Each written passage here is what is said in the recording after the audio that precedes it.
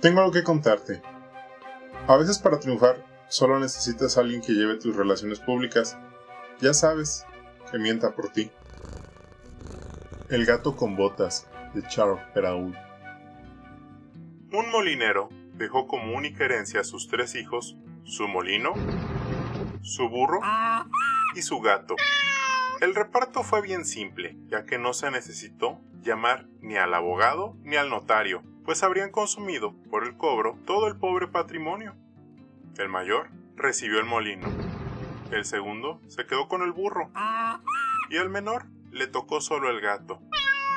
Este se lamentaba de su mísera herencia. Mis hermanos, decía, podrán ganarse la vida convenientemente trabajando juntos. Lo que es yo, después de comerme a mi gato y de hacerme un banguito con su piel, me moriré de hambre. El gato, que escuchaba estas palabras, pero se hacía el desentendido, le dijo en tono serio y pausado: No debes afligirte, mi señor. Solo tienes que proporcionarme una bolsa y un par de botas para andar por entre los matorrales, y verás que tu herencia no es tan pobre como piensas. El amo del gato no abrigaba sobre esto grandes ilusiones, aunque le había visto dar tantas muestras de agilidad para cazar ratas y ratones, colgarse de las patas, esconderse en la harina para hacerse el muerto, que no desesperó de verse socorrido por él en su miseria. Cuando el gato tuvo lo que había pedido, se calzó las botas y echándose la bolsa tras el cuello, sujetó los cordones de esta con las 2 patas delanteras y se dirigió a un campo donde había muchos conejos. Se puso a recoger hierbas, las metió en su saco y se tendió en el suelo como si estuviera muerto. Aguardó a que algún conejillo, poco conocedor aún de las astucias de este mundo, viniera a meter su hocico en la bolsa para comer lo que había dentro. Apenas se había recostado cuando vio un atolondrado conejillo que se metía en el saco, y el mesía gato, tirando de los cordones, lo encerró y lo mató sin misericordia. Muy ufano con su presa, fue al palacio del rey y pidió hablar con él. Lo hicieron subir a los aposentos de su majestad, donde, al entrar, hizo una gran reverencia ante el rey y le dijo: He aquí, majestad, un conejo de campo, que el señor Marqués de Carabás, era el nombre que inventó para su amo, me ha encargado obsequiarle de su parte. Dile a tu amo, respondió el rey, que le doy las gracias y que me agrada mucho. En otra ocasión, se ocultó en un trigal, dejando siempre su saco abierto, y cuando en él entraron 2 perdices, tiró los cordones y las cazó. Fue enseguida a ofrendarlas al rey, tal como había hecho con el conejo de campo. El rey recibió con agrado las 2 perdices y ordenó que le diesen de beber. El gato continuó durante 2 o 3 meses, llevando al rey obsequios de parte de su amo. Un día supo que el rey iría a pasear a orillas del río con su hija, la más hermosa princesa del mundo, y le dijo a su amo: Si sigues mi consejo, tu fortuna estará asegurada. Tienes que bañarte en el río, en el sitio que te mostraré, y enseguida yo haré lo demás. El marqués de Carabás hizo lo que su gato le aconsejó, sin saber de qué serviría. Mientras estaba bañando, el rey pasó por ahí, y el gato se puso a gritar con todas sus fuerzas: ¡Socorro! ¡Socorro! El señor Marqués de Carabás se está ahogando. Al oír el grito, el rey asomó la cabeza por la portezuela y, reconociendo al gato, que tantas veces le había llevado obsequios, ordenó a sus guardias que acudieran rápidamente a socorrer al Marqués de Carabás. Mientras sacaban del río al pobre marqués, el gato se acercó a la carroza y le dijo al rey que cuando su amo se estaba bañando, unos ladrones se llevaron sus ropas, a pesar de que él, al verlos, gritó con todas sus fuerzas: ¡Auxilio! ¡Ladrones! ¡Auxilio! El pícaro del gato las había escondido debajo de una enorme piedra.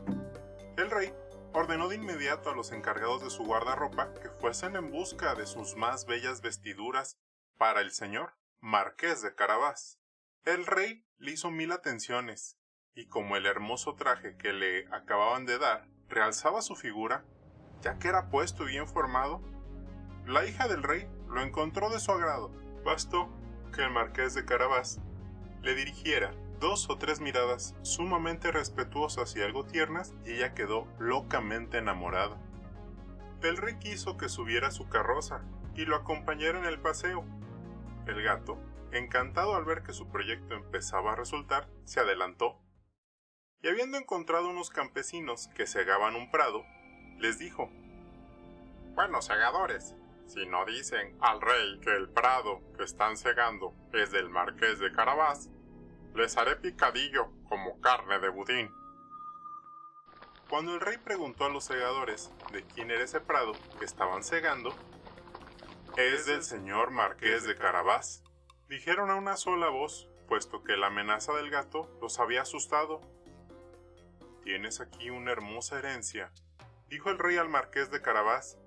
«Verá, majestad, es una tierra que no deja de producir con abundancia cada año». El mesía gato, que iba siempre adelante, encontró unos campesinos que cosechaban y les dijo: «Buena gente que están cosechando, si no dicen que todos estos campos pertenecen al Marqués de Carabás, os haré picadillo como carne de budín». El rey, que pasó momentos después, quiso saber a quién pertenecían los campos que veía.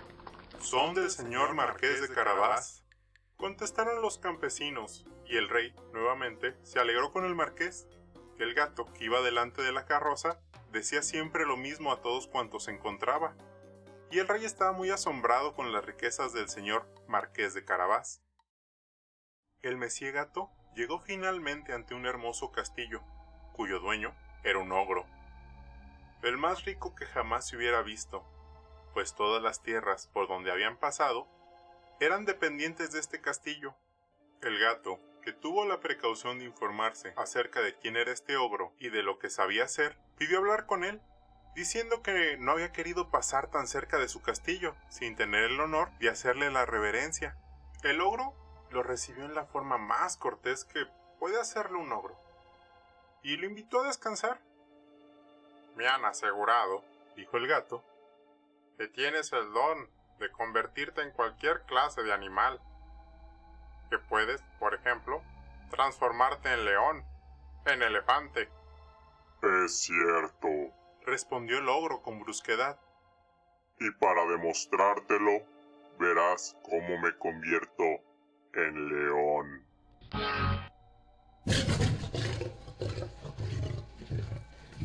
El gato se asustó tanto al ver al león delante de él, que en un santiamén se trepó a lo alto,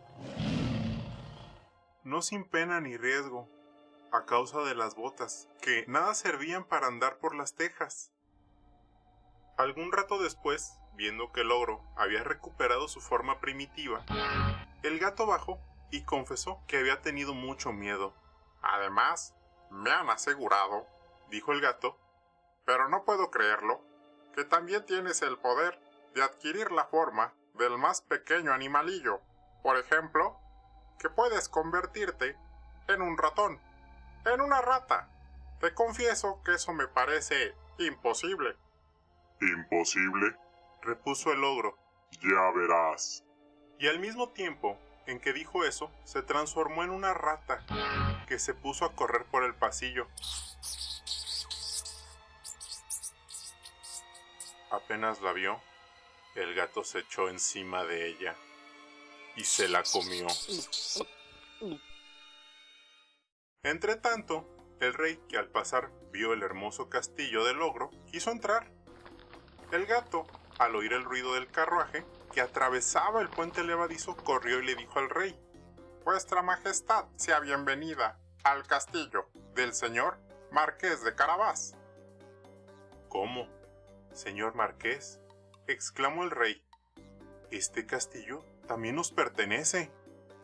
Nada hay más bello que este patio, y todos estos edificios que lo rodean. Veamos el interior, por favor.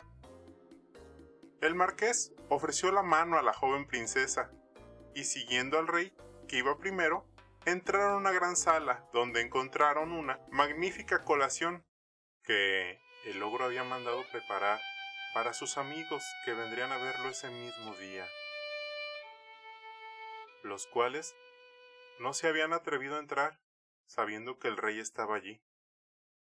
El rey, encantado con las buenas cualidades del señor marqués de Carabás, al igual que su hija, que ya estaba loca de amor, viendo los valiosos bienes que poseía, le dijo, después de haber bebido 5 o 6 copitas, solo dependerá de ti, señor marqués, que seas mi yerno. El marqués, haciendo grandes reverencias, aceptó el honor que le hacía el rey, y ese mismo día se casó con la princesa. El gato se convirtió en un gran señor, y ya no corrió tras las ratas, sino para divertirse.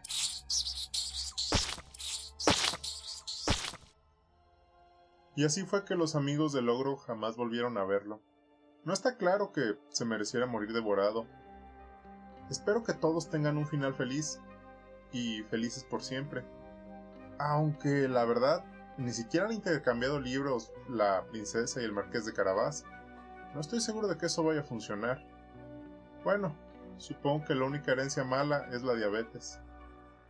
Te espero por aquí, con más historias.